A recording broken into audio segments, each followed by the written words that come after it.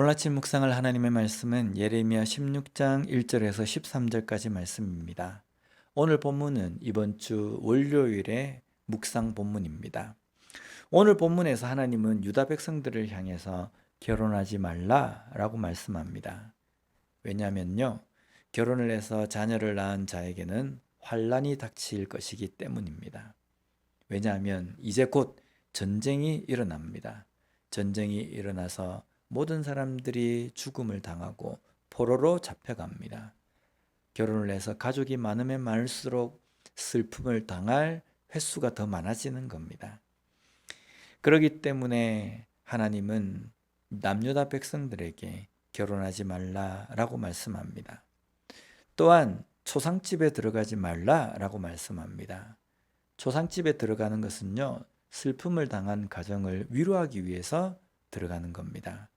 그런데 초상집에 들어가지 말라는 것은 지금 남을 위로할 때가 아니라는 겁니다.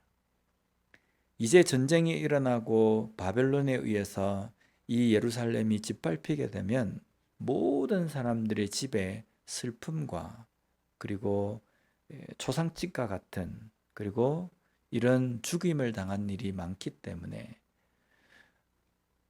어떤 집에 들어가서 초상집에 가서 위로를 할 그러한 상황이 아니라 모든 집이 초상집이 된다는 겁니다.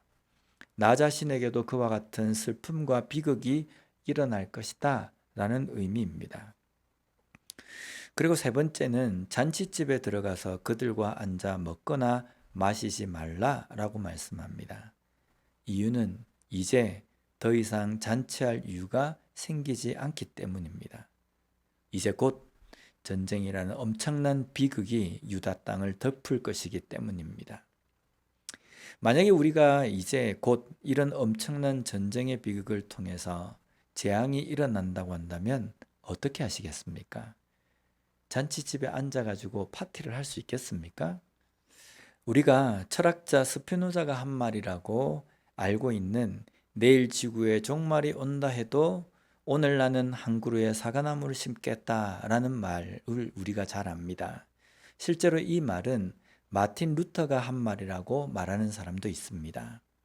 누가 한 말이건 이 말에서 종말을 앞두고도 사과나무를 심겠다는 것은요, 여기에 이 종말은 어쩔 수 없이 오는 종말, 마지막 때입니다. 즉, 인간의 힘으로 막을 수 없는 일입니다. 그러기에 나는 오늘 하루 내가 해야 할 일에 최선을 다하겠다라는 의미입니다. 그러나 유다 백성들에게 오는 종말과도 같은 이 심판의 날은 유다 백성들이 회개를 하지 않았기 때문에 오는 심판입니다. 지금 오늘 이 말씀은요, 결혼하지 말라, 초상집에 잔치집에 들어가지 말라, 이것이 중심의 내용이 아니라 회개하라는 겁니다. 회개가 이 말씀을 통해서 남유다 백성들에게 주시는 메시지라는 겁니다. 이렇게 엄청난 재앙의 이유에 대해서 하나님은 다시 유다 백성들에게 이렇게 말씀하십니다. 그들이 하나님을 버리고 다른 신들을 섬겼기 때문이다 라고 말씀합니다. 이에 대해서 하나님은 이런 표현을 사용하십니다. 13절 말씀에 내가 너희를 이 땅에서 쫓아내어 너희와 너희 조상들이 알지 못하던 땅에 이르게 할 것이라. 너희가 거기서 주야로 다른 신들을 섬기리니 이는 내가 너희에게 은혜를 베풀지 아니함이라 하셨다 하라. 하나님께서는 지금 이 땅과 대조로 너희와 너희 조상들이 알지 못하던 땅이라고 말씀합니다. 여기에 이 땅은 하나님께서 약속하신 젖과 꿀이 흐르는 땅인 가나안, 지금의 남유다 땅을 의미합니다. 반면에 너희와 너희 조상들이 알지 못하던 땅은 바벨론 땅을 의미하는 겁니다. 남유다 백성들이 하나님을 잊고 하나님을 배반하고 우상을 섬깁니다.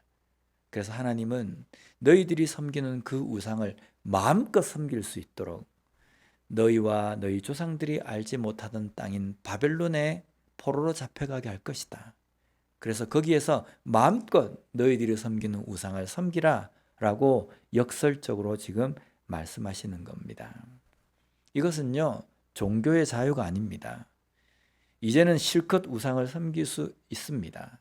하나님의 간섭을 받을 필요가 없게 되는 겁니다. 그런데 이게 복입니까? 이것이 성공입니까? 아닙니다. 이것은 오히려 재앙이고 심판입니다. 오늘 우리의 삶에서 복과 성공은 무엇입니까? 하나님을 잊어도 내 삶에 풍요로움과 여유로움이 있다면 그것이 복입니까? 우리에게 복과 성공은 어떤 상황에서도 하나님을 잊지 않고 섬기며 동행하며 사는 것, 이것이 바로 복이라는 겁니다. 이것을 복으로 성공으로 삼는 우리가 되었으면 좋겠습니다. 찬양 중에 당신이 내게 없었다면 이라는 찬양이 있습니다. 그 가사를 보면 이렇습니다. 당신의 손이 내게 없었다면 나 일어설 수도 없었고, 당신의 음성 들리지 않았다면 나 길을 잃고 방황했을 텐데, 당신의 기쁨 내게 없었다면 나 삶에 희망도 없었고, 당신의 피가 없었다면 나 노래할 수 없네. 감사 또 감사, 내게 베푸신 사랑. 하늘의 별을 만드신 이가 내게 주시는 사랑, 내게 주시는 은혜, 감사 또 감사. 모든 것이 주 은혜. 태초부터 나를 사랑하신 그분, 내 아버지.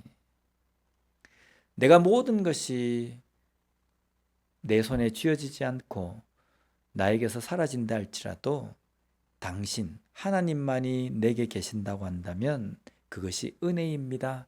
그것이 복입니다. 라고 고백할 수 있는 우리가 되었으면 좋겠습니다. 오늘 이 찬양의 가사처럼 이 고백이 우리 모두의 고백이 되는 삶을 살아가는 우리 모두가 되었으면 좋겠습니다. 기도하겠습니다. 하나님 감사합니다. 오늘 말씀을 통해서 다시 한번 어떤 것이 진정한 복이며 성공인지를 깨닫게 해주시니 감사합니다.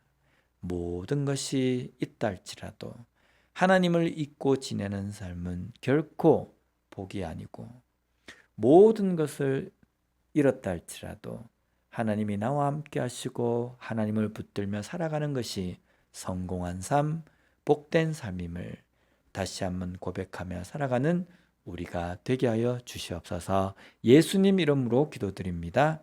아멘.